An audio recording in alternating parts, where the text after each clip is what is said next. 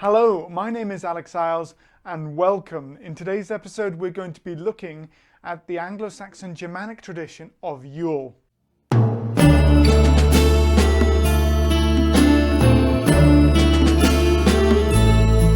Welcome back. It's great to have you with us, and today we're going to be looking at the Anglo-Saxon pagan tradition of Yule. Now, on the 25th of December, the Germanic pagans worshipped Yule, which apparently was a festival dedicated to the heathen mother's night. Now, we only know very little about this because of the Venerable Bede. And Bede was a historian who was working up here in the northeast of England, and he wrote a number of different books. He wrote the history of the English peoples, the ecclesiastical history of the English peoples. He wrote on the nature of time and a number of other books. And during these, he mentioned some of the pre-Christian traditions. Unfortunately, with Yule, it's a really short section of his book. In fact, it's only about one line long, where he goes, Yule was called this because it was named the Heathen Mother's Night, a name bestowed upon it, I suspect, on account of the ceremonies performed while waiting this night through. And that's pretty much all we know about it. So that's led to a number of speculations from historians and trying to figure out what that means. Some historians have definitely taken this and they've gone with it and thought, well, maybe it's a fertility night, and they've actually maybe suggested that ritual sex was performed on this night to bring in the new year on the shortest day around about the 25th of December. Obviously, we know that the winter solstice is the 23rd of December actually, but around that time when the days are short, you're worried that the world will not start again. A fertility rite, the idea of bringing new life into the world, those sort of things are all brought together.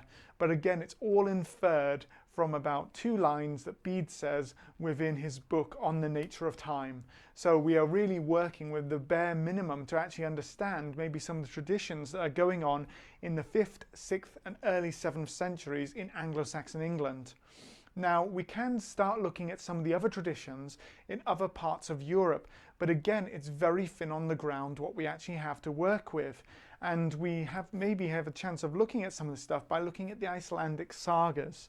Now, the problem again is I'm going to make a massive warning before I start talking about this, because when we're looking at the Icelandic sagas, we have to know the context of when these sagas are actually put forwards.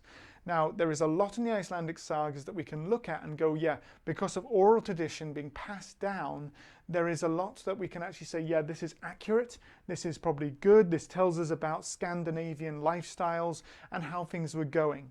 But the warnings I want to say is, first of all, it talks about a Scandinavian context. So we're looking at Norway, we're looking at Sweden, we're looking at Denmark, we're looking at Iceland. These are Scandinavian rather than Anglo-Saxon England, Anglo-Saxon Scotland context, or Anglo-Saxon Britain. Rather than Anglo-Saxon Britain, and also the traditions going on amongst the peoples of the British Isles who are pagan at this time. The next thing we have to take into account is the fact that, secondly, the Icelandic sagas are written down in the 12th century mostly. So they're written down in monasteries and they're written down by people who are Christian. Now, when they're written down in monasteries, we have to understand that there is going to be an element of lost in translation. These are being written down by people who are, yes, within the culture, but they've also been brought up as Christians, so because of that, there may be small nuances that they just don't understand with the festivals and what's going on. Secondly, they're also probably trying to show elements of the fact that there is a better way of life in the Christian tradition, so they've got their biases of their own faith versus the old paganism. And there's elements which I'll touch upon this and we'll sort of draw elements from it as well. And there's something that I think that I want to make a small point about as well while I'm talking about this. So when we look at this Yule from the Scandinavian context, we're looking at a 12th century saga written down talking about the 10th century. So we're looking at a period, it's written about 1100 AD, and it's talking about the period of around about the 900s.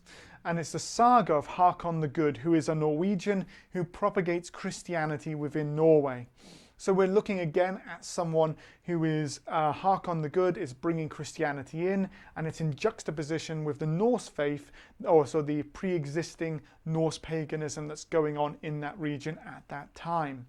So it starts off with them all gathering together at the temple, and there's feasting and drinking for a long period of time. So it's 3 days of feasting and drinking.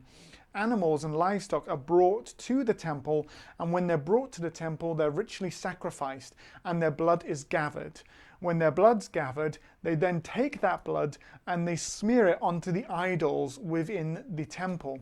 So these would have been idols that would have been dedicated to the Norse gods. So there would probably be one dedicated Odin, probably to Thor, to Tyr, to Freya, Frigga, these deities there as well. So they would be inside the temple, and they would just smear the blood onto them, and then following on that they would cover the temple on the inside and outside in blood, then take the remainder of the blood and then throw it or scatter it over the congregation.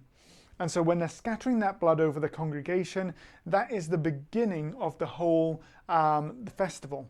Now, my wonder as well about this is I'm seeing some similarities to some of the Old Testament Bible, where there's sacrifices of animals within the temple, and then there's a scattering of blood over the congregation, the old Israelite congregation. My wonder is, are the monks trying to show a difference where there's obviously in the Bible, the Old Testament, and then the coming of Christ. And when you have the coming of Christ, there is no longer a need for sacrifices anymore. So possibly, is there an element where they're sneaking in some references to the Old Testament, and then they're bringing that in to the Yule festival as well? On the counterpoint though, and we do know animal sacrifice was practiced by peoples across Europe, and especially the Germanic peoples as well. So I have no problem in believing that this is an actual part of the worship that the Germanic peoples would have conducted in both Scandinavia and also in Britain as well. So there's something there as well.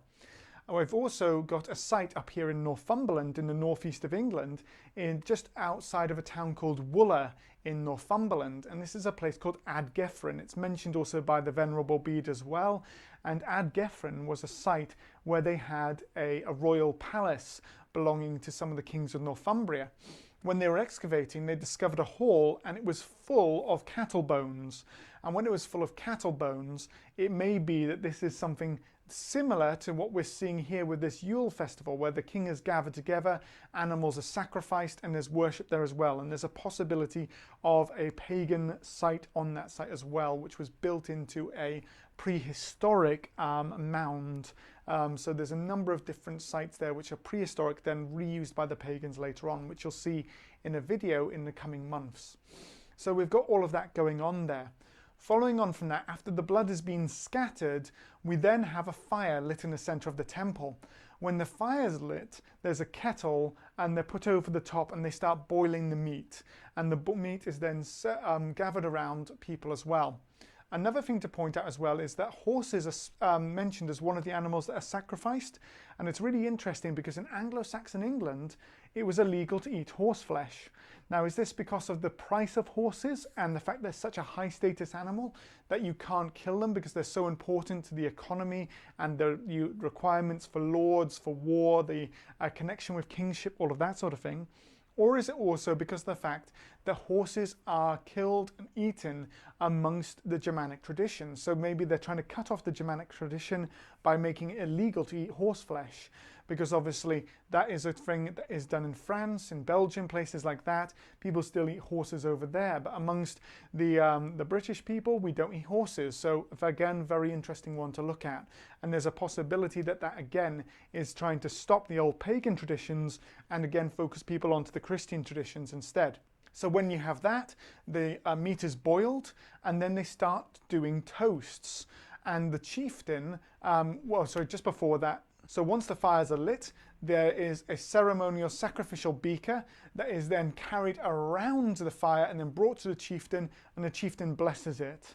And then following on from that, the meat is then cooked, and then there are toasts. So they start off with toasts to the gods. So they do a toast to Odin, and then they do a toast to Freya, and then they do a toast to Njord. And they're doing toasts to honor the gods, and this is for the benefit of health, the benefit of peace, and alongside alongside that as well for peace and the continuation of good harvests. So all of this is going on at that time. You then have toasts to the king's health and also toasts to the dead as well. So there is a lot of drinking and feasting going on, and this feast lasts for 3 days.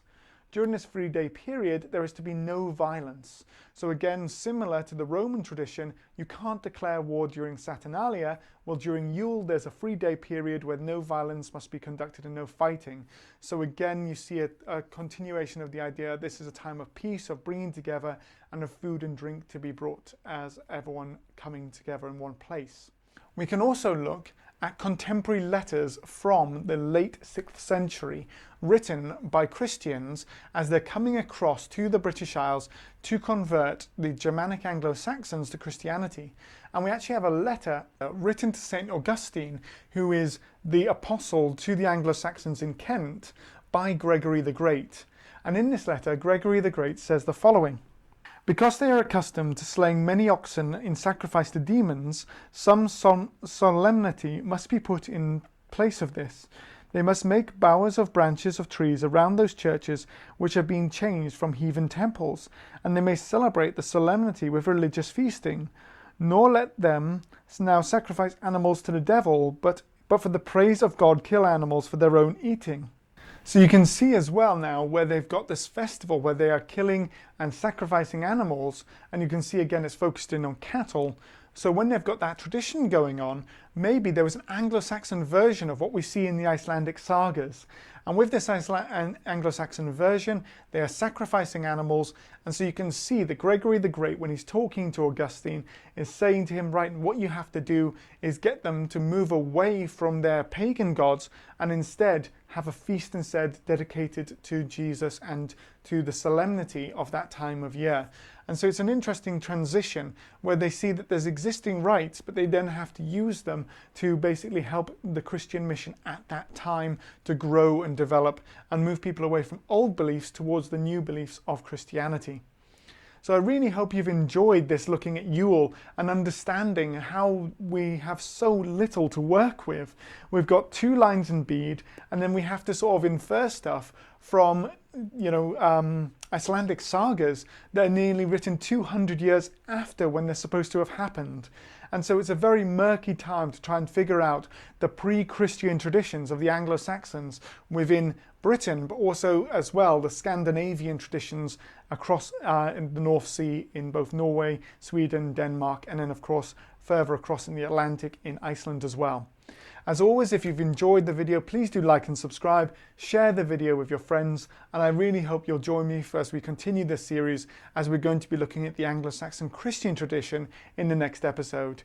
Until then though, stay safe and well, and thank you so much for joining me.